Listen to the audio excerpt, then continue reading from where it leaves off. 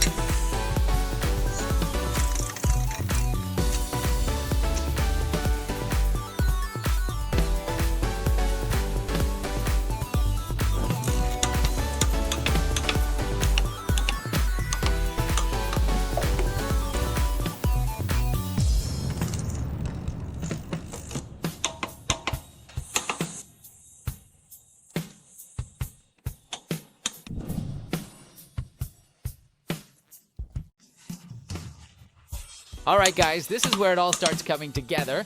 Every single part was finally ready. We reinstalled the chassis lift lines, wrapped up the underbody restoration, and man, it looks solid. The engine, fully assembled, clean, tight, beautiful. Every bolt was treated with thread locker. No shortcuts. Meanwhile, we went ahead and polished the original paint job across the entire car. Yeah, you heard that right. The original paint gave it a second life. Next up, we dropped in the transmission and got everything aligned. Then came the undercoat. First a fresh primer spray, followed by a full armor coat underneath. That'll keep this baby safe for years to come. And then the moment we'd been waiting for, body and chassis reunited. That sound when they click back together, magic. Inside we rebuilt all the insulation, full soundproofing. This thing's gonna feel like a luxury lounge when it's done. We did a full body polish. After that, every panel, every curve. Don't doubt us, folks, we take pride in this. So, how much did it cost me to get here? I'll tell you in a sec, but first, let's check out the details. Come in closer, I want you to see what we've done. From junkyard vibes to dream garage, this is what it's all about.